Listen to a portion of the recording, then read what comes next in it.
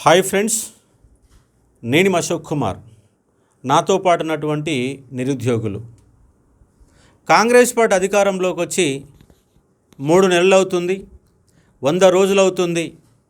అప్పుడే నిరుద్యోగ ఉద్యమం స్టార్ట్ చేయాల్సిన అవసరం ఏర్పడినట్టుగా మాకు కనబడతా ఉంది. మొన్న గురుకులాలలో సెకండ్ లిస్ట్ ఇవ్వమంటే రీలింక్వెస్ట్ ఆప్షన్ ఇవ్వలేదు. పోలీసు ఉద్యోగాలలో జీవో నెంబర్ 46 అమలు చేయమంటే అమలు చేయలేదు. మెగా డిఎస్సి పేరుతో దగా డిఎస్ చేశారు. టెట్టు వేయలేదు. పేరేమో గత ప్రభుత్వ ఉద్యోగాలు, నింపేదే మీరు నింపేసుకొని మీ ఖాతాలో అప్పుడే 30,000 ఉద్యోగాలు ఇచ్చినట్టు ఎక్కడ లేని విధంగా గ్రౌండ్లలో మీటింగులు పెట్టి, నిజాం కాలేజీలో మీటింగులు పెట్టి ఏదో మీరు నోటిఫికేషన్ చేసినట్టుగా, మీరే ఉద్యోగాలు ఇచ్చినట్టుగా మీ యొక్క ప్రతిరోజు డప్పు కొట్టిన సందర్భం ఇవాళ కనబడుతూ ఉంది. ఇవాళ కూడా ఎక్కువ మంది రాష్ట్ర వ్యాప్తంగా రాసే గ్రూప్ 2 ఉద్యోగాలపైన, గ్రూప్ 3 ఉద్యోగాలపైన మాకు పోస్టులు పెరుగుతాయని 1000 కళ్ళతో ఎదురు చూసినాం. ఇప్పటికీ మాకు ఓపిక లేదిక. ఎందుకంటే ఏ ఒక్క అంశం కూడా, ఎందుకంటే ఈ ప్రభుత్వాన్ని అధికారంలో కూర్చోబెట్టి నిరుద్యోగులంతా ఊరు తిరిగిరు, బస్సులలో ఎక్క తిరిగిరు, బస్సు యాత్రలు చేసినాం. ఇవాళ టీఆర్ఎస్ను బొందబెట్టినామంటే అది నిరుద్యోగులే బొందబెట్టారు. టీఆర్ఎస్ను బొందబెట్టి మిమ్మల్ని గద్దె మీద కూర్చుంటే ఈ 3 నెలల కాలంలో, ఈ 100 రోజుల కాలంలో ఒక్కసారి నిరుద్యోగులతో మీరు మీటింగ్ పెట్టలేదు. ప్రతి మీటింగ్లలో నిరుద్యోగుల గురించి గొప్పగా మాట్లాడుతున్నారు, కానీ పనులు మాత్రం అయితే లేవు. మాటలు మాత్రమే కనబడుతున్నాయి. ఆ మాటలకి ఎదురు సమాధానం చెప్పాలని నిరుద్యోగులమంతా సిద్ధమవుతున్నాం. ఈ యొక్క సమస్యలపైన 48 గంటల్లో స్పందించకపోతే ఆమరణ నిరాహార దీక్ష మొదలు పెడతాం. రేపు ఆదివారం నాడు, ఇవాళ బుధవారం అయిపోయింది, గురువారం శుక్రవారం సాయంత్రంలోగా నిరుద్యోగులతో మాట్లాడి ఈ సమస్యలు కనుక పరిష్కరించకపోతే ఆదివారం నాడు ఇందిరా పార్క్ వద్ద 1,00,000 మందితో ఆమరణ నిరాహార దీక్ష నిర్వహించబోతున్నాం. ఒకవేళ మీరు పర్మిషన్లు ఇవ్వకపోతే ఎవరి ఇంట్లో వాళ్ళు నిరాహార దీక్ష చేస్తారు. రాష్ట్రం మొత్తం కూడా నిరాహార దీక్ష చేస్తాం.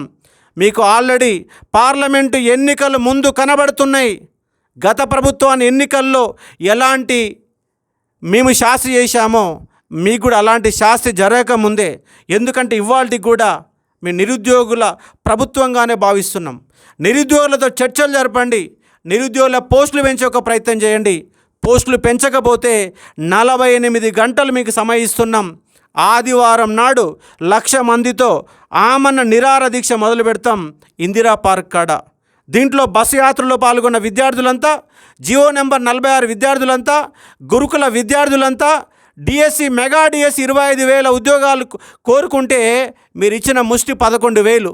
ఆల్రెడీ 6,500 ఉద్యోగాలు గత గవర్నమెంట్ ఇచ్చినవే. మీరు ఇచ్చింది కేవలం 4,500 పోస్టులు మాత్రమే ఇచ్చారు. మాటలు చెప్పారు, అధికారంలోకి వచ్చారు, మెగా డిఎస్ వేస్తామన్నారు, ఉద్యోగాలు పెంచుతామన్నారు, 2,00,000 ఉద్యోగాలు లెక్క చెప్పారు. ఆ 2,00,000 ఉద్యోగాలలో ఆల్రెడీ 30,000 గత గవర్నమెంట్ ఇచ్చిన ఉద్యోగాలను లెక్క చూసుకొని ఒక్క సమస్య కూడా పరిష్కరించడం లేదు. గ్రూప్ 2లో 2,000 పోస్టులు కావాలా, గ్రూప్ 3లో 3,000 పోస్టులు కావాలా, గురుకుల వాళ్ళకి సెకండ్ లిస్ట్ ఇవ్వాలా. ఎందుకంటే ఆల్రెడీ మీరు అపాయింట్మెంట్ ఆర్డర్లు ఇచ్చారు కాబట్టి 1:2లో ఉన్నటువంటి వాళ్ళకి 9,210 ఉద్యోగాలు కంపల్సరీ నింపాల్సిందే. జియో నెంబర్ 46ని తొలగించాల్సిందే. ఇది గత ప్రభుత్వం యొక్క పాపం. ఆ పాపాన్ని మీరు కడిగేయచ్చు కదా. ఒక జీవోని మార్చలేని మీ ప్రభుత్వాలు ఎందుకు? విద్యార్థులకు న్యాయం చేయలేని మీ ప్రభుత్వాలు ఎందుకు? పైగా నిరుద్యోగ ప్రభుత్వం అని గొప్పలు చెప్పుకుంటున్న మీరు ఇవాళ అది చేస్తున్నారంటే ఎక్కడ కూడా 1% కూడా మాకు కనబడతలేదు. మీరు గొప్పలు చెప్తే గ్రామాల నుండి ప్రజలకు అర్థం కావచ్చునేమో, కానీ నిరుద్యోగులు అర్థం చేసుకుంటున్నారు. నిరుద్యోగులకు అర్థమవుతుంది మీరు కేవలం మోసపూరిత ప్రకటనలు మాత్రమే చేస్తున్నారు. ఉద్యోగాలు ఉన్న ఉద్యోగాలు సక్క నింపడం లేదు, ఉద్యోగాలు మిగిల్చుకుంటున్నారు. ఈ నేపథ్యంలో ఇవాళ గ్రూప్ 2 కూడా వాళ్ళ తేదీలు ఇచ్చిరు, ఒక్క ఉద్యోగం నింపలేదు. అదే పాత 783 ఉద్యోగాలతో గ్రూప్ 2, అదే 1388 ఉద్యోగాలతో గ్రూప్ 3 ఉద్యోగాలు ఇచ్చిరు. ముష్టేశారు. గ్రూప్ 1లో 60 పోస్టులు మాత్రం ఇచ్చారు. కానీ ఎలక్షన్ల ముందు 2,00,000 ఉద్యోగాలని మభ్యపెట్టారు. మేము కూడా గవర్నమెంటు దిగిపోవాలని, టీఆర్ఎస్ గవర్నమెంట్ దింపాలన్న ఉద్దేశంతో మీరు ఎవరు చెప్పకపోయినా ఊరు తిరిగినాం, వాడ తిరిగినాం, పల్లె తిరిగినాం, ప్రభుత్వాన్ని నిలబెట్టినాం. అలాంటి ప్రభుత్వంలో నిరుద్యోగుల స్థానం ఉన్నదా అంటే స్థానం లేదు. ఏ ఉద్యోగాలు సక్రమంగా నింపడం లేదు, అంత గందరగోళం.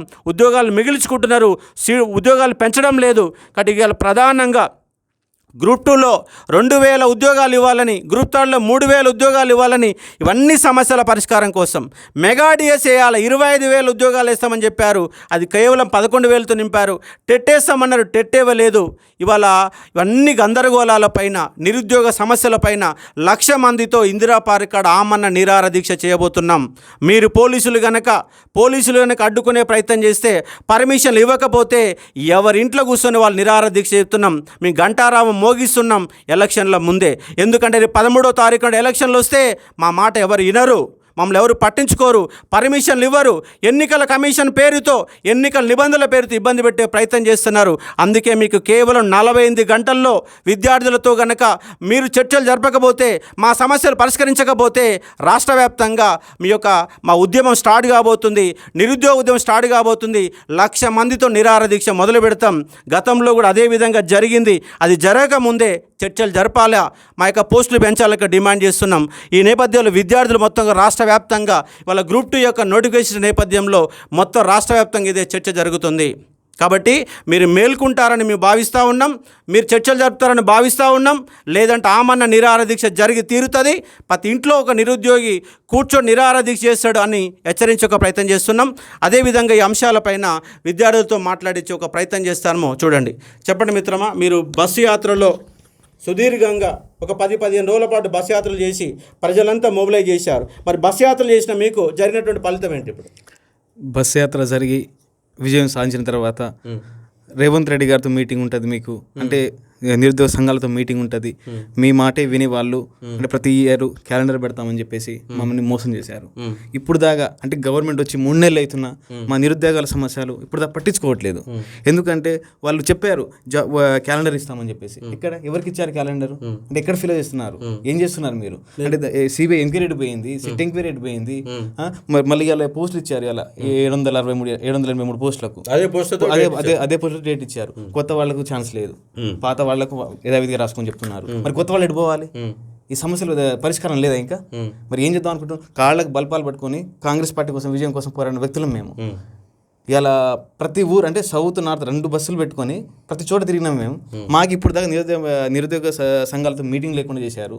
ఏమనంటే మీకు పాత అంటే వాళ్ళకి పెట్టిన పిల్లలకు మీరు పేర్లు పెట్టుకొని ఇలా మీకు నోటిఫికేషన్లు ఇచ్చాం, మీకు జాబులు ఇచ్చామని చెప్పి ఒక్క నోటిఫికేషన్ ఇచ్చిన గవర్నమెంట్ ఒక్కటి అధికారికంగా ఈ కాంగ్రెస్ గవర్నమెంట్ అధికారంలోకి వచ్చినాక మీరు ఇచ్చిన నోటిఫికేషన్ ఒకటైనా ఉందా? లేదు, ఒక్క నోటిఫికేషన్ ఇవ్వలేదు. పాత నోటిఫికేషన్లు ఇచ్చేసి వాళ్ళు ఫిల్ చేసుకొని జాబ్ వచ్చిన వాళ్ళకు నియామక పత్రాలు అందిస్తున్నారు. అంటే ఎవరు ఇస్తున్నారు? అంటే పాత దొంగలు పడ్డారనే కదా మేము అంత కొట్లాడి అట్లా చేసినాం. మళ్ళీ వాళ్ళనే మీరు నియామక పత్రాలు ఎట్లా ఇస్తారు?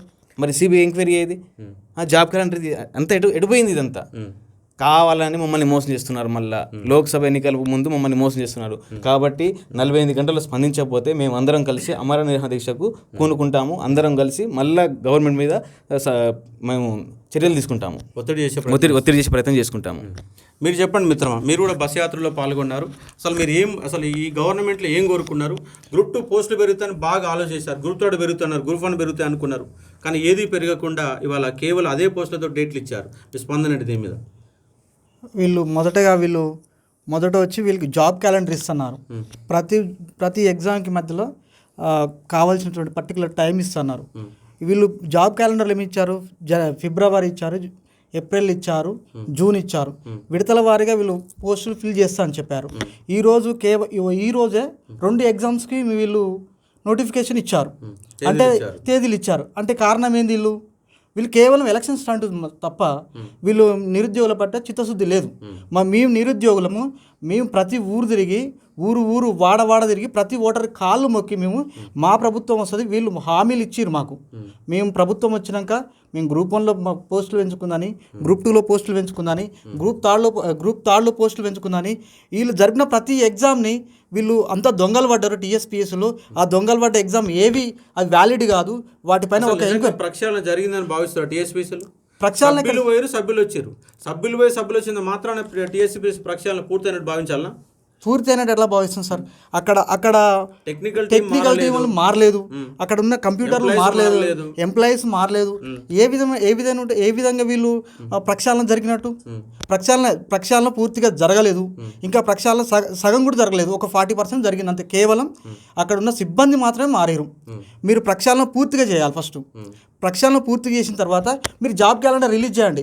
జాబ్ క్యాలెండర్ రిలీజ్ చేసి పర్టికులర్ టైం ఇవ్వండి. టైం ఇవ్వకుండా ఒకేసారి మీరు డేట్స్ పెడుతారంటే మీరు కేవలం ఎలక్షన్ స్టంట్ తప్ప ఇది ఇంకొక చిత్తశుద్ధి, మాకు నిరుద్యోగుల పైన చిత్తశుద్ధి లేదు. అదే ఎలక్షన్ ముందు నిరుద్యోగులతోటి మాట్లాడడానికి రాహుల్ గాంధీ గారు ఢిల్లీ నుంచి ఇక్కడికి వచ్చి మాట్లాడతారు.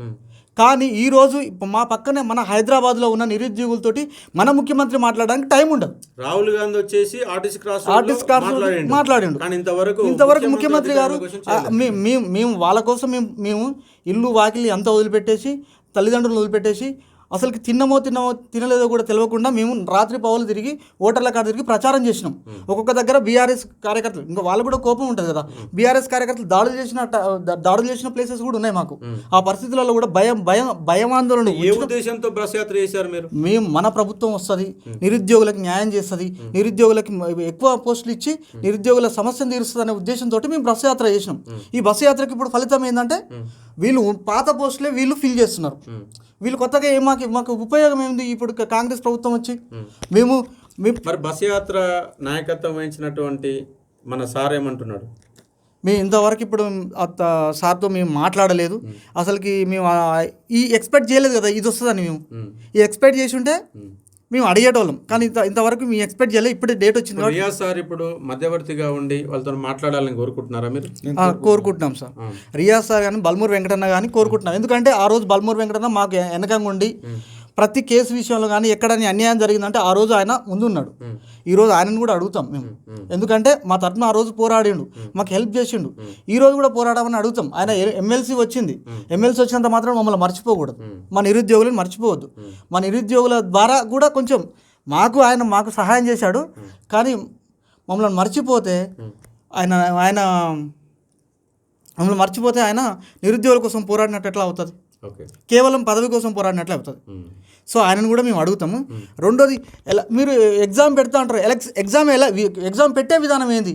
ఆ రోజు బయోమెట్రిక్ లేదనే మనం పోరాటం చేసి ఆ బయోమెట్రిక్లో ఇంపార్సిలేషన్ జరిగిందనే మనం ఎగ్జామ్ క్యాన్సిల్ అయింది. మరి ఎగ్జామ్ విధానం ఎట్లా పెడుతున్నారు? మీరు ఏమేమి పాటిస్తున్నారు? అలా బయోమెట్రిక్ పెడుతున్నారా? ఫేస్ రికగ్నిషన్ పెడుతున్నారా? థంబ్ ఇంప్రెషన్ పెడుతున్నారా? మీరు ఐరైస్ పెడుతున్నారా? ఏమేమి పెడుతున్నారు అనే విధానం కూడా మీరు ప్రకటించకుండా ఎగ్జామ్ డేట్స్ ప్రకటించినారు. దాని మీద క్లారిటీ రావాలి. ఫస్ట్ ఖచ్చితంగా పోస్టులు పెంచాలి. పోస్టులు పెంచకుంటే ఖచ్చితంగా వీళ్ళు కేవలం ఇప్పుడు మొన్న జరిగిన ఎలక్షన్స్లో కేవలం రాజకీయ నిరుద్యోగులు ఉద్యోగులు మారారు తప్ప చదువుకున్న నిరుద్యోగులు ఉద్యోగులుగా మారలేదు. రాజకీయ నిరుద్యోగులు ఉద్యోగులుగా మారినాక చదువుకునే నిరుద్యోగులు కూడా ఉద్యోగులు మారేటట్లు చూడకపోతే మేము ఖచ్చితంగా ఈ ఉద్యోగాలే కాదు, ప్రైవేటు రంగంలో ఈ నోటిఫికేషన్లో ఖచ్చితంగా ముగిసిన తర్వాత ప్రైవేటు రంగంలో 75% రిజర్వేషన్ ఇస్తాను హామీలు ఇచ్చారు. దానికోసం కూడా మనం కొట్లాట అనేది మొదలుపెట్టే ప్రయత్నం చేద్దాం. చెప్పండి మిత్రమా, జీవో నెంబర్ 46 మీ బాధితుల మీ గోస అయితే తీరనటువంటి గోస, కొట్లాడుతూనే ఉన్నారు, తిరుగుతూనే ఉన్నారు, రోడ్లు పట్టుకొని తిరుగుతూనే ఉన్నారు, అయినా కూడా సమస్య పరిష్కారం కనబడుతుంటే కనబడతలేదు. ఇప్పుడు సార్ ఒకసారి చూపించాలనుకుంటున్నాను సార్ మీడియాకి. కాంగ్రెస్ పార్టీకి ఓటేయమని పిలుపునిచ్చిన జీవో నెంబర్ 46 బాధితుడు పోలీసుల అభ్యర్థుల నాయకుడు ఆకాష్. దీనికి నేను ఇప్పుడు స్టేట్లో ఏ సమాధానం చెప్పాలనేది విద్యార్థులకు అర్థం కాని పరిస్థితిలోకి నేను వెళ్ళిపోయినా సార్. ఇప్పుడు ఒక ఆంధ్ర అధికారి చెప్పిన మాటలు 64 మంది ఎమ్మెల్యేలు ఒక సీఎం వింటున్నారు తప్ప గత బీఆర్ఎస్ గవర్నమెంట్ దిగడానికి గల కారణం ఇద్దరని మీరే చెప్పారు sir. TSPSC board chairman, TSLRB board chairman. ఆ బోర్డు చైర్మన్ చెప్పిన మాటకి జీవో నెంబర్ 46 వల్ల గత ప్రభుత్వం దీక్షలు పెట్టించింది, ధర్నాలు చేసిన, ముట్టడులు చేసిన, అన్ని కార్యక్రమాలు పాల్గొనడం జరిగింది. బస్సు యాత్రలో వచ్చిన వాళ్ళకు కూడా అందరికీ సహకరించడం జరిగింది. మేమున్న అభ్యర్థులు అందరం కూడా కాంగ్రెస్ పార్టీకి ఓటేయమని పిలుపునిచ్చి కాళ్ళకు బల్పాలు కట్టుకొని తిరిగినాం. వచ్చిన తర్వాత ఈరోజు ఒక ఆంధ్ర అధికారి మీద మనందరం నిందలేయడం జరిగింది. ఆంధ్ర అధికారి చెప్పిన మాటలకి ఈరోజు ప్రభుత్వం కట్టుబడి ఉండి ఆంధ్ర అధికారి ఒక సీఎం వింటున్నా అంటే ఒక సీఎం 64 మంది ఎమ్మెల్యేలను గెలిపించుకున్నందుకు మాకేం లేదు. అసలు ఆ బోర్డు చైర్మన్ కాళ్ళు పట్టుకున్నట్టయితే అయిపో మేము. మాకు ఈరోజు అర్థమైంది ఏంటంటే అంత గెలిపించే వాళ్ళు ఆయన ఒక్కరిని కాళ్ళు పట్టుకుంటే అయిపో అనిపించింది నాకు. ఒక సీఎం గారు ఆడ కూర్చున్నారు, ఒక మినిస్టరు, ఎమ్మెల్యేలు, ఎమ్మెల్సీలు, ఏజీ, అడ్వకేట్ జనరల్ అందరూ కూర్చున్నారు. ఒక బోర్డు, ఒక ఆంధ్ర వ్యక్తి చెప్పిన మాటలకే వాళ్ళు నమ్మారు. కాబట్టి తెలంగాణ విద్యార్థులం ఓట్లు వేసినందుకు మేము అన్యాయం అయిపోయినాం. మేము అందరం చేయాల్సిన తప్పు ఏంటంటే 80,000 మంది విద్యార్థులు ఒక వివి శ్రీనివాసరావు కాళ్ళు పట్టుకున్నట్టయితే మాకు సమస్యకు పరిష్కారం దొరికేది. ఇక మాకు వీళ్ళందరినీ గెలిపించినందుకు మాకు ఏ లాభం లేకపోయింది. ఆయన ఒప్పుకోవట్లేదనే సమస్య చెప్తున్నారు. ఒక సీఎం ఆర్డర్ ఇస్తే ఒక బోర్డు అధికారి ఒప్పుకోడా సార్? ఎక్కడ సార్, ఎక్కడ అన్యాయం? మరి ఆ రోజు ఓట్లు వేసేటప్పుడు బోర్డు అధికారి వినట్లేదు, మీరు ఓట్లు వేయకండి అని చెప్పలేదు కదా మాకు. ఈ రోజు కోర్టులో ఏజీ గారు అంటున్నారు 25 నిమిషాలు వాదనలు జరగకుండా గత 8 నెలలుగా వాయిదా వేసుకుంటూ వస్తున్నారు. కోర్టులో గెలిచే పరిస్థితులు ఉన్నారు. ఒకవేళ రేపు కోర్టులో గెలుస్తాం సార్, హైకోర్టులో గెలుస్తాం. గెలిచిన తర్వాత కూడా ఈ ఎమ్మెల్యేలు బోర్డు అధికారి వినట్లేదే అంటారు. మాకు అర్థం కావట్లేదు. ఒక రాష్ట్రానికి సీఎం బోర్డు వివి శ్రీనివాసరావు, రేవంత్ రెడ్డి సార్ అనేది అర్థం కాని పరిస్థితులకు మేము వెళ్ళిపోతున్నాం అనమాట. మాకేం అర్థం కాని సిచ్యువేషన్లో ఉన్నాం. మా మండే కేసు ఉంది, వాయిదాల మీద వాయిదాలు అడుగుతున్నారు. అసలుకి ఎవరికో పుట్టిన 15,000 మంది కూడా రేవంత్ రెడ్డి సార్ వస్తే మా ఉద్యోగాలు పోతే జీవో నెంబర్ 46 తొలగిస్తాడని ఒక్కడు కూడా ఓటేయలే. కానీ ఊరూరా తిరిగి జీవో నెంబర్ 46 కాంగ్రెస్ ప్రభుత్వం వస్తే పోతుందేమో, మా అందరి భవిష్యత్తు బాగుంటుందేమో అని ఊరూరు తిరిగి ఓట్లు వేయించిన మేము ఈరోజు కళ్ళమ్మటి ఎల్బీ స్టేడియంలో వాళ్ళకి నియామక పత్రాలు ఇస్తుంటే పోలీస్ స్టేషన్లలో మమ్మల్ని కూర్చోబెట్టి అరెస్ట్ చేయించి కడుపు మార్చారు. అంటే ఓటు వేసినోడికి ఒక న్యాయం, ఓటు వేయనోడికి ఒక న్యాయం. ఈ కాంగ్రెస్ ప్రభుత్వంలో ఏం జరిగిందంటే ఓటు వేయనోడికి న్యాయం జరుగుతుంది, ఓటు వేసినోడు బదాట్ల అమ్మటి స్టేషన్లలో అమ్మటి తిరగాల్సిన పరిస్థితి వస్తుంది సార్. ఈ రోజు ఇక్కడ అందరం కాంగ్రెస్ పార్టీని గెలిపించడానికి అందరం కృషి చేసే వాళ్ళు. కానీ ఇదే రోజు ఓటైనోడే సంతోషంగా ఉద్యోగాలలో పొందుతున్నారు. ఎవడో వాడు ఉద్యోగాలు ఇచ్చినోడు. ఓటేసిన వాళ్ళు మనందరం ఇట్లా లైవ్ చేసుకుంటున్నాను సార్.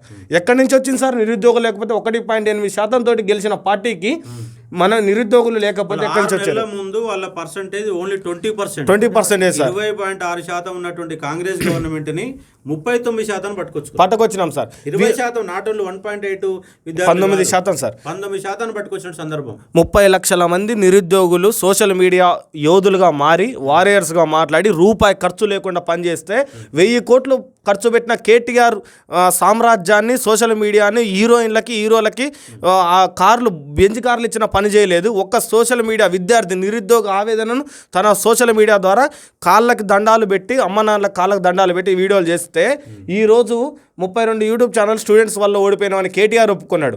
కానీ కేటీఆరే ఒప్పుకున్నాడు మా వల్ల ఓడిపోయిందని. మరి మాకే న్యాయం చేస్తున్నావు? మా వల్ల నువ్వు ఎక్కిన గద్దెనెక్కిన నువ్వు మహేందర్ రెడ్డి సార్ని ఎన్నిసార్లు తిట్టిరు? పొట్టు ఇదే రేవంత్ రెడ్డి సార్ గారు తిట్టిండు, అదే రేవంత్ రెడ్డి చైర్మన్ చేసిండు. ఎక్కడ అన్యాయం జరిగింది? అదే సభ్యులు అలానే ఉన్నారు, కంప్యూటర్లు అలానే ఉంది, సిస్టమ్ అలానే ఉంది. యూపీఎస్సీ పోతాం, ఢిల్లీకి పోతాం, ఢిల్లీలో నుంచి ఆ కమిటీ మొత్తం రిపోర్ట్ తీసుకొని వచ్చి ఆ కమిటీ రిపోర్ట్ని ఇక్కడ అమలు చేస్తున్నారు. ఎక్కడ పోయింది ఆ రిపోర్టు? ప్రధానంగా ఏం డిమాండ్ చేస్తున్నారు? మా ప్రధాన డిమాండ్ ఏంటంటే జీవో నెంబర్ 46 తొలగించాలి. వెంటనే తొలగించి నష్టపోయిన గ్రామీణ ప్రాంత విద్యార్థులకు తక్షణమే న్యాయం చేయాలి. 2,000 ఉద్యోగాలు క్రియేట్ చేయని వ్యక్తి 2 లక్షల ఉద్యోగాలు ఎలా ఇస్తారని మేము ఎలా నమ్మాలి? మాకు జీవో నెంబర్ 46 వల్ల నష్టపోయే విద్యార్థులు 2,000 మంది. కానీ దానివల్ల ఉద్యోగం రావట్లేదని నమ్ముతుంది 1,20,000 మంది. మేము నెక్స్ట్ ఏం చేయగలుగుతాం అనేది పార్లమెంట్ ఎలక్షన్లో ఖచ్చితంగా మా జీవో నెంబర్ 46 అభ్యర్థులు తక్షణం నిలబడే అవకాశం ఉంది. నిలబడతాం. మేమందరం అక్కడక్కడ నిలబడం. ఒక్క పార్లమెంట్ స్థానాన్ని ఎంచుకుంటాం. ఉన్న 80,000 మంది విద్యార్థులు ఆ ఒక్క నియోజకవర్గం మీద ఫోకస్ చేస్తాం. ఆ నియోజకవర్గంలో మా సత్తా ఏందో చూపెడతాం. మాకు ఎందుకంటే కడుపు కాలిపోయిన 9 నెలలు అయింది రోడ్ల మీద తిరగబట్టి. మా వల్ల వచ్చిన పుస్తకాలు పట్టకుండా 2 నెలలు ఇదే మీడియా ముఖంగా చెప్తున్నా సార్, మీ వల్ల ఇదే తీన్మార్ మల్లన్న నేను చెప్తున్నా మీడియా ముఖంగా ఏం చేసుకునే లేదు. 2 నెలల పాటు ఊళ్ళకి వెళ్ళండి, కొట్లాడండి, కాంగ్రెస్ ప్రభుత్వం వస్తే మీకు న్యాయం జరుగుతుంది అన్నాడు. ఇవాళ పట్టించుకున్న నాదులు లేడు. ఇవాళ చివరికి మళ్ళీ అదే అశోక్ సార్ కాంగ్రెస్ ప్రభుత్వానికి స్టూడెంట్స్ని ఏకం చేయాల్సి వచ్చింది. ఇదే ఇవాళ ఇక్కడ ఏకం చేయాల్సి వస్తుంది. ఎవరినైతే కాంగ్రెస్ ప్రభుత్వం ఓడిపోవడానికి పనిచేసిన వాళ్ళకేం పదవులు వస్తున్నాయి సార్. ఇక్కడ నిరుద్యోగ సమస్యల ద్వారా కొట్లాడి ఆ 1.28%ని 19% మించిన మీరేమో మళ్ళీ నిరుద్యోగుల తరఫున మళ్ళీ వీడియో చేయాల్సిన పరిస్థితి వస్తుంది సార్. ఓటు వేసినోడు ఎవడు, అసలు గెలిపించినోడు ఎవడు బాగుపడ్డాడు, ఎవడు లంగా, ఎవడు దొంగ, ఎవడు అనేది ఆ సమాజానికి నిరుద్యోగులకి తెలియజేయాల్సిన సమయం కాంగ్రెస్ చేతిలో 13వ తారీఖు లోపు ఉందనేది నేను విజ్ఞప్తి కోరుకుంటున్నాను సార్. మీరు సమస్యలు పరిష్కరించకపోతే పార్లమెంట్ ఎన్నికల్లో ఖచ్చితంగా దాని ప్రభావం కనబడుతుంది. ఖచ్చితంగా ప్రభావం కనపడుతుంది సార్. మేము తప్పకుండా నిలబడతాం. మేము ఎవరు నిలబడతాం సార్. ఎందుకంటే 9 నెలలు కడుపు కట్టుకొని కాలినాం. ఇంకో 2 నెలలు మా అంటే ఇంకో నెల కొట్లాడతాం సార్. కాంగ్రెస్ ప్రభుత్వం కోసం 2 నెలలు కొట్లాడినాం, మా కోసం మేము నెల కొట్లాడలేమా సార్? వాళ్ళు స్పందించకపోతే గతంలో టీఆర్ఎస్ పార్టీ ఓడిపోయింది, మీరు కనుక అట్లాగే నిమ్మకు నీరెత్తినట్టుగా వీళ్ళు ఏం చేస్తారులే అనుకుంటే మాత్రం మీరు బీజేపీని ఎత్తిన పాలు పోసిన వాళ్ళు అవుతారు. ఎస్ సార్, ఇప్పుడు అదే అవుతుంది సార్. బీజేపీ నెత్తిన పాలు పోసినట్టు ఎట్లా బీజేపీ ఇప్పుడు బీఆర్ఎస్ ఏమనుకుంటుందంటే, బీజేపీ ఏమనుకుంటుందంటే బీఆర్ఎస్ చేసిన తప్ప కాంగ్రెస్ ఓట్లు వేసారు, కాంగ్రెస్ మోసం చేసిన కాబట్టి మాకే ఓట్లు వేస్తారు. వాళ్ళకి మంచి ఎవరెవరు లాభం జరుగుతుందంటే వీళ్ళిద్దరు మధ్యలో నష్టపోయేది తెలంగాణ విద్యార్థులు సార్. తెలంగాణ విద్యార్థులు నష్టపోతుంది సార్. నిరుద్యోగ వృత్తి అని అన్నారు అసెంబ్లీలో, సాక్షాత్ అసెంబ్లీలో నిరుద్యోగ వృత్తి అనలేదని అన్నారు సార్. ఇంకెక్కడ న్యాయం సార్? ఎక్కడ సార్? 2 లక్షల వరకు క్యాలెండర్ ఇస్తామని చెప్పారు. 3 నెలలు 100 రోజులు అయిపోయింది. క్యాలెండర్ సంబంధించిన ప్రస్తావన కూడా ఇంతవరకు ఎక్కడ లేదు. 24 గంటలు నిద్రపోయి లేచేసరికి 30,000 ఉద్యోగాలు అయిపోయినట్టు ఎక్కడ రాసినో తెలవట్లేదు, ఎక్కడ అప్లికేషన్ పెట్టినో తెలవట్లేదు, ఏం జరిగిందో తెలవట్లేదు సార్. ఇంటికాడ చూస్తే 170,000 ఉద్యోగాలు అవి ఉన్నాయి అంటుండ్రు సార్. 30,000 ఉద్యోగాలు ఎప్పుడు రాసినావు, ఎప్పుడు అయిపోయింది, ఎప్పుడు రాసినావు కూడా అర్థం కావట్లేదు. కొత్త నోటిఫికేషన్ ఇచ్చిరా? లేదు సార్, అయిపోయింది. 30,000 ఉద్యోగాలు అయిపోయినాయి అంటే ఇంకా 170,000 మిగిలినాయంట. మరి దానికి అర్థం కావట్లేదు సార్. మరి ఎక్కడ ఉన్నాయో, ఎవరు రాసిర్రో, మరి ఏ నైట్ ఎగ్జామ్ పెట్టిరో అనేది తెలియజేయాలి సార్ మాకు ఒకసారి. మీరు చెప్పండి మిత్రమా, మీరు బస్సు యాత్రలో ఏమేమి చేశారు? ఒకటే రోజు ఎంతమందికి ఇచ్చారు?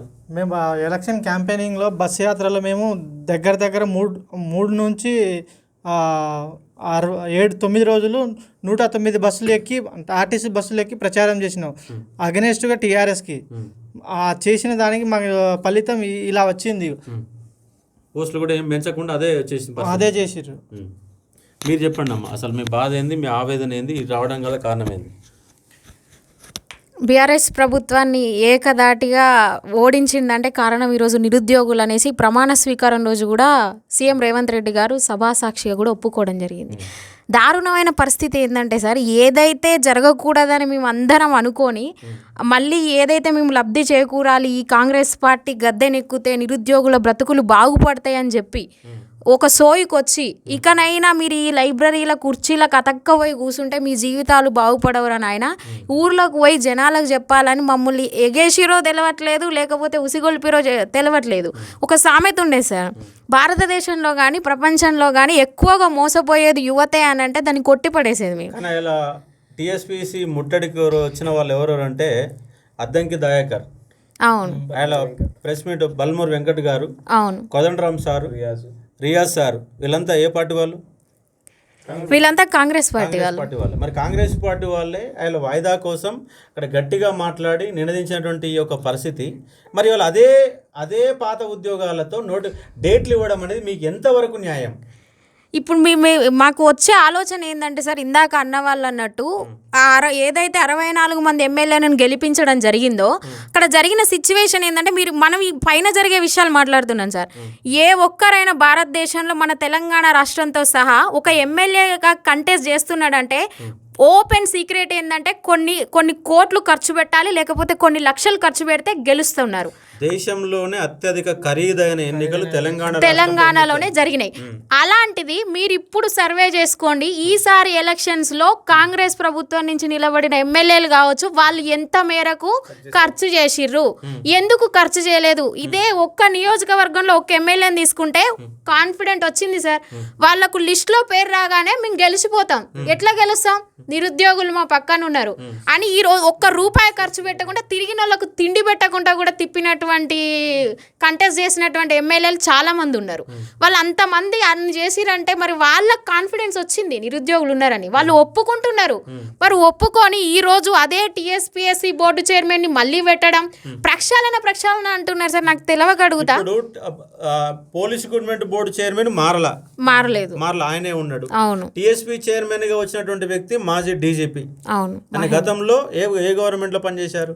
బీఆర్ఎస్ లో పనిచేశారు. తెలంగాణ వ్యక్తే అయినా ఒప్పుకుంటాం. మరి పోస్టులు పెడితే ఏంటి రోగం? అంత పద్ధతిగా కూడా మేము మాట్లాడాం సార్. ఆయన కేసీఆర్ తొత్తు, ఈ విషయాన్ని మేము మాట్లాడలే, రేవంత్ రెడ్డి గారే చెప్పిర్రు. ఆయన మాటలు విన్నాకనే మాకు సొయ్యొచ్చినాయి. ఓహో, మహేందర్ రెడ్డి ఆయన ఇంత అవినీతికి పాల్పడ్డా అనేది ఆయన చెప్తేనే మేము విన్నాం. మళ్ళీ ఇదే రోజు ఆయన తీసుకుపోయి గద్దె మీద నిలబెట్టినాం అంటే ఇక్కడ జరుగుతున్న విషయం ఏంటంటే మేమంతా పిచ్చోళ్ళం అని అర్థం. ఇక్కడ ఉన్న 30 లక్షల మంది నిరుద్యోగులు ఎవరైతే ఉన్నారో, ఎవడు ఏది చెప్తే వాడు వింటారు, వంగమంటే వంగుతారు, కూసమ్మంటే కూసుంటారు, లెమ్మంటే లేస్తారు. ఇది పరిస్థితి. కేసీఆర్ సార్ ఏమో గొర్రెలు బర్రెలు ఇస్తా అన్నాడు. అవును, ఈయన పాత ఇచ్చిన నోటిఫికేషన్ నింపేసి ఇదే మీకు పెద్ద ఉద్యోగాలు అన్నట్టుగా వీళ్ళు చెప్తున్నారు. వీళ్ళు ఒక నోటిఫికేషన్ ఇవ్వలేదు, ఒక ఉద్యోగాన్ని భర్తీ చేయలేదు. పైగా పోస్టులు పెంచుతామని చెప్పేసి అవి కూడా పెంచలేదు. వీళ్ళు ఇచ్చిన ఉద్యోగాలేమో మిగిలించుకున్నారు. గురుకులాలలో 2,000 మిగిలించుకున్నారు, పోలీసులో 3-4 ఉద్యోగాలు మిగిలించుకున్నారు. ఇక్కడ షోకేజ్ సార్ ఏంటిదంటే ఆ నియామక పత్రాలు కూడా ఎల్బీ స్టేడియంలా పెద్ద పెద్ద సభల మీద ఇచ్చుకుంటూ ఏదైతే ప్రజలను ఏమార్చేటువంటి పద్ధతిలో బీఆర్ఎస్ కొనసాగిందో అదే అడుగుల దిశగా ఈరోజు కాంగ్రెస్ ప్రభుత్వం కూడా నడుస్తూ ఉంది. ఇక్కడ నిరుద్యోగులు మర్చిపోయి ఓన్లీ నియామక పత్రాలు ఇచ్చిరంటే గత ప్రభుత్వంలో ఇచ్చినటువంటి నోటిఫికేషన్ వాళ్ళు పాపం చేసిరు, మమ్మల్ని మోసం చేసిరు, నిండా ముంచి కూర్చున్నారు రా నాయన అని చెప్పి మేము పోరాటాలు చేసినాం కాబట్టి వాళ్ళ దాన్ని నింపుతాం అనేది దాన్ని లెక్క పెట్టకూడదు. ఆ పాపాన్ని కడిగేసుకోవడానికే మేము గద్దెనెక్కుతున్నామని చెప్పి గద్దెనెక్కిన వాళ్ళు మీరు ఆ రీజన్ని మీరు ఈరోజు పూడ్చుకున్నారు. అంతేగాని లెక్కలో కలిపేటువంటి అధికారమే లేనటువంటి ప్రభుత్వం కాంగ్రెస్ ప్రభుత్వం. వాళ్ళు ఒకప్పుడు సార్ తెలంగాణ రాష్ట్రంలో బీఆర్ఎస్ పార్టీ అధికారంలో ఉన్నప్పుడు కాంగ్రెస్ పార్టీ స్థానం ఎక్కడుందో మనకు తెలుసు. పూర్తిగా అట్టడుగు స్థాయిలో ఉన్నటువంటి కాంగ్రెస్ పార్టీని ఈరోజు ఎందుకు వస్తలేదు మరి? ఎందుకు వస్తలేదంటే కేవలం రాజకీయ సౌలభ్యం కోసం ఎవరైతే ఇప్పటి వరకు కూడా నిరుద్యోగులను వాడుకున్నారో అందులో కాంగ్రెస్ పార్టీ ఉండదనుకోని అనుకున్నాం మేము. అదృష్టవశాత్తు అప్పుడు అనుకున్నాం. ఇప్పుడు నిజంగా వీళ్ళు 30,000 ఉద్యోగాలు ఇచ్చారు కదా. ఇప్పుడు అవును, అంటే నిరుద్యోగులు అని వీళ్ళు 30,000 ఉద్యోగాలు వీళ్ళే కష్టపడి ఇచ్చినారు కాబట్టి వీళ్ళు 30,000 ఉద్యోగాలు ఇచ్చారు కాబట్టి మేము అంతా పార్లమెంట్ ఎన్నికల్లో ఓటేస్తాం అన్నట్టు భ్రమలో నాయకులు ఉంటున్నారా? అట్లా అనిపిస్తుందా మీకు అసలు? అంటే నాయకులు ఇప్పుడు వీళ్ళు ఏమనుకుంటున్నారంటే లోక్సభ ఎలక్షన్స్ వస్తున్నాయి సార్, డేట్స్ ఇచ్చినాం. ఇప్పుడు నిరుద్యోగులు మీరైనా మేమైనా ఏం ఆలోచిస్తాం, అరే పోయింది ఇంకేం ఉద్యమాలు చేస్తాం, ఏం రోడ్లు ఎక్కుతాం, ఇంట్లో అమ్మ నాయన తిడుతున్నారు, పెళ్ళిళ్ళు కాలే, ఇది అన్నీ ఆలోచించి ఉన్న ఎగ్జామ్స్కి చదువుకొని ఆడ ఎగ్జామ్ రాయకపోతే అప్పుడు నీకు మార్కులు రాలేదని మనం ఫీల్ అవుతాం. కానీ వాళ్ళు చేసేది ఏంటి ఇట్లనే వీళ్ళు ఇదే ఫీల్ అవుతారు. ఉన్న ఎగ్జామ్స్ అయినా చదివి రాసుకుందామంటే ఎవడు రోడ్ల మీదకి ఎక్కే పరిస్థితి ఇప్పుడు విద్యార్థులు చెయ్యరు అని వాళ్ళు అనుకుంటున్నారు. కానీ 2 నెలలు రోడ్ల మీద పడి బస్సులల్లో తిరిగి యాత్రలు చేసి తిరిగినటువంటి విద్యార్థులకు ఇదేం పెద్ద లెక్క కాదు. జియో నంబర్ 46 రోజులు 7 నెలలుగా తిరుగుతున్నారు.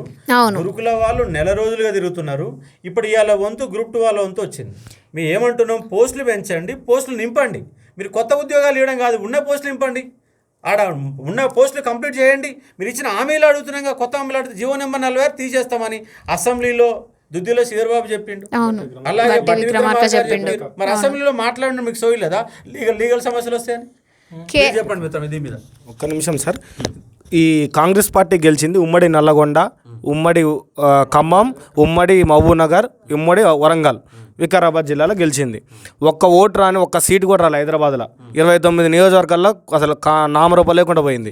కానీ ఎక్కడైతే జియో 46 వల్ల నష్టపోయి 4 జిల్లాలో నష్టపోయిందని మేము కొట్లాడుతున్నామో ఒక్కళ్ళకి కూడా న్యాయం చేయకుండా ఒక్క సీటు రాని హైదరాబాద్లో న్యాయం చేస్తున్నాడు. అసలు మేము ఎందుకు ఓట్లు వేసాం? మేము కూడా ఓట్లు లేకపోతే మాకు న్యాయం జరిగేదేమో అని అనిపిస్తుంది. మేము అందుకనే పార్లమెంట్లలో ఓట్లు లేకపోతే మాకు జియో నెంబర్ 46 తొలగించి ఉద్యోగాలు ఇస్తారనే స్థితికి మేము వచ్చినాం సార్. మాకు ఏం అర్థం కావట్లేదు. అసలు బోర్డు గవర్నమెంట్ అధికారుల చేతులు నడుస్తుందా, మేము ఓట్లు వేసిన వాళ్ళ చేతులు నడుస్తుందా అర్థం కావట్లేదు. మేము మా ఇంటికి ఎమ్మెల్యే వచ్చిండు, ప్రభుత్వం పేరు ఏం పేరు? ప్రజాప్రభుత్వం. మరి ప్రజలు లేని ప్రజాప్రభుత్వం అన్నట్టుగా అధికారులు ఉన్న ప్రభుత్వం, పాత అధికారులు బీఆర్ఎస్ అధికారులు ఉన్న ప్రభుత్వం ఇది. బీఆర్ఎస్ అధికారులు ఉన్న ప్రభుత్వం ఇది. ఎవరు మారిడు సార్? ఒక్కరు చెప్పండి. ఎవరు? వివి శ్రీనివాసరావు మారిండా? డీజీపీ మీరు అన్నట్టు మహేందర్ రెడ్డి అదే ఉన్నాడా? ఇంక ఇక్కడ ఎక్కడ ఈ 2 కదా విద్యార్థులకు బేసిక్. మరి ఎక్కడ డిఎస్సి చైర్మన్ ఎవరైనా మారిరా? మరి ఎవరు మారలే. మరి ఇంకెక్కడ మనం తెచ్చుకుని 3 నెలల నుంచి మనం సాధించింది ఏంటి సార్? ఈ ప్రక్షాళన ఏది? మరి ఈ ఉద్యోగాలు నింపుతున్నది అందరు ఎవరు? బీఆర్ఎస్ వాళ్ళే కదా. మరి మనం ఎందుకు కొట్లాడినాం? మనం కొట్లాడింది వీళ్ళందరూ మారాలనే కదా. ఎక్కడ కూడా ఎప్పుడైనా దయచేసి మీ స్వరాభ రాజకీయాల కోసం మీరు రాజకీయ సింహాసనాన్ని ఎక్కాలని మా నిరుద్యోగుల ఉసురు మాత్రం కొట్టుకోకండి. ఎందుకంటే మేము ఎప్పుడు ఎలక్షన్లకు పనిచేయడం కాదు, ₹1 తీసుకోకుండా ఈ సంవత్సరం ఎలక్షన్లో మీకు 64 సీట్లు వచ్చినాయంటే అశోక్ సార్ లాంటి వాళ్ళు, మా ఇంద్రాన్న లాంటి వాళ్ళు మిర్యాలగూడెంలో వీళ్ళ మీద దాడి జరిగింది. మేము ఉట్టిన వెళ్ళినాం. ఆ రోజు నైట్ చనిపోతే వీళ్ళ పరిస్థితి ఏంది? వీళ్ళు చనిపోతే పరిస్థితి ఏంది? అశోక్ సార్ని టీఎస్పీఎస్సీ గ్రూప్ 2 దగ్గర ఎట్లా గుంజకపోయారు, ఒక రౌడీని గుంజపోయినట్టు గుంజపోయారు. ఈరోజు ఇలాంటి వాళ్ళతో మాట్లాడకుండా ఎవరెవరో దీక్షలు, ఎవరెవరో ప్రెస్ క్లబ్లలో మీటింగ్లు పెట్టుకుంటే మా యొక్క సామాన్యుల యొక్క బాధలు ఎవరు తెలుస్తాయి? ఇలాంటి వాళ్ళని నిలబెట్టాలి, ఎమ్మెల్సీ ఎలక్షన్లు నిలబెట్టాలి, విద్యార్థులు సపోర్ట్ చేయాలి, లేదా ఏదైనా నోటిఫికేషన్ ఇస్తున్నప్పుడు ఒక మేధావి వర్గం యొక్క సలహా తీసుకొని సూచనలు తీసుకొని వేయాలి. లేదు ఎవరు ఇష్టం వచ్చినట్టు వాళ్ళనే పాత రిక్రూట్మెంట్, పాత చింతకాయ పచ్చడి కొత్తది అన్నట్టు ఇప్పుడు పాత బోర్డు చైర్మన్లతోటే నోటిఫికేషన్లు ఇస్తే ఇంకా జీవితాలతో ఆడుకోకుండా ఎలా ఉంటారు సార్? ఇక మన కొత్తదనం ఏమొచ్చింది? సీఎం ఒక్కరు మారిరు, సీఎం మంత్రులు మారిరు, సేమ్ అధికారులు ఉన్నారు. ఇంకా నష్టపోకుండా ఏ నష్టపోతాం సార్? ఇంకా మీరే సమాధానం చెప్పాలి దీనికి. వీళ్ళందరూ మార్చాలి అని కొట్లాడారు. ఇప్పుడు మరి ఎట్లాగో వాళ్ళిద్దరు కలిసి ఎమ్మెల్యే ఎలక్షన్లో ఓడగొట్టారు, మరి ఇప్పుడున్న వీళ్ళందరూ కలిసి ఎంపీ ఎలక్షన్లో ఓడగొడతామని అవుతుంది. వీళ్ళకి అర్థం కావట్లేదు. ఇది ఒక్కటి మీరు మళ్ళీ చేయాలి రేపు. అందుకే ఇవన్నీ ఒకటి కాదు, రెండు కాదు, ఇక్కడ 7 అంశాలు రాయడం జరిగింది. గ్రూప్ 2లో పోస్టులు పెంచాలా, గ్రూప్ 3లో పోస్టులు పెంచాలా, గురుకుల వాళ్ళకి ఆల్రెడీ మొత్తంగా నియామక పత్రాలు ఇచ్చారు. మిగిలినటువంటి ఉద్యోగాలన్నింటిలో 1:2 లిస్టులో ఉన్నటువంటి అందరూ కూడా 9,210 ఉద్యోగాలు నింపాలన్న ఒక డిమాండు. జీవో నెంబర్ 46ని తొలగించి మొత్తంగా అభ్యర్థులు అనే వాళ్ళు ఎంతమంది వాళ్ళకు న్యాయం చేయాలన్న ఒక డిమాండు. అది ఇంకా డిఎస్సి పోస్టులు కేవలం 25,000 ఉద్యోగాలు వేస్తామన్నారు, 11,000 వేశారు. ఒక్కొక్క జిల్లాలో స్కూల్ అసిస్టెంట్ పోస్టులు 2-3 కూడా లేవు. ఒక్కొక్క రిజర్వేషన్లో ఒక్క పోస్ట్ కూడా రాని పరిస్థితి. వచ్చిందా అంటే నోటిఫికేషన్ వచ్చింది, ఉద్యోగం ఎందుకు రాలేదంటే అర్థం కాని పరిస్థితి. కానీ డిఎస్సి పోస్టులు పెంచాలా, టెట్ నిర్వహించాల ప్రధానమైన డిమాండ్లతో 48 గంటలు నిరుద్యోగులతో మీరు చర్చలు జరిపి మా సమస్యలు పరిష్కరించకపోతే ఆదివారం నుంచి ఆమరణ నిరాహార దీక్ష, మీరు అనుమతి ఇచ్చినా అనుమతి ఇవ్వకపోయినా, అడ్డుకున్నా, జైల్లో పంపినా, కేసులు పెట్టినా, ఏది పెట్టినా కూడా ఆగకుండా మేము నిరుద్యోగ అనే అంశం పైన మీ ప్రభుత్వానికి కొట్లాడడానికి సిద్ధమవుతున్నాం. కొట్లాడే పరిస్థితి రాకముందే మీరు చర్చలు జరిపి మా పోస్టులు నింపుతామని ముఖ్యమంత్రి గారు కనుక మాట ఇస్తే మేము వెనక తీసుకుంటాం. లేదంటే రేపు ఎన్నికల్లో ఎఫెక్ట్ పడుతుంది. ఎందుకంటే గత గవర్నమెంట్లో ఎన్నికల్లో ఎఫెక్ట్ పడింది, ఇప్పుడు ఎఫెక్ట్ పడుతుంది. ఎందుకు 48 గంటలే మీకు ఎందుకు టైం ఇస్తున్నామంటే రేపు 12-13 తారీఖు నాడు ఎన్నికల నోటిఫికేషన్ వస్తుంది. ఎన్నికల నోటిఫికేషన్ వస్తే మీకు ఎవ్వరు కూడా మమ్మల్ని పట్టించుకునే పరిస్థితి ఉండదు. కాబట్టి నిరుద్యోగులమంతా ఏకమైతే మీ గవర్నమెంట్కి వచ్చే పార్లమెంట్ ఎన్నికల్లో మీకు ఎంత నష్టం జరగాలంత నష్టం జరుగుతుంది. నష్టం చెయ్యాలని కూడా మేము చూడడం లేదు, మీకు లాభం చేయాలని చూస్తూ ఉన్నాం.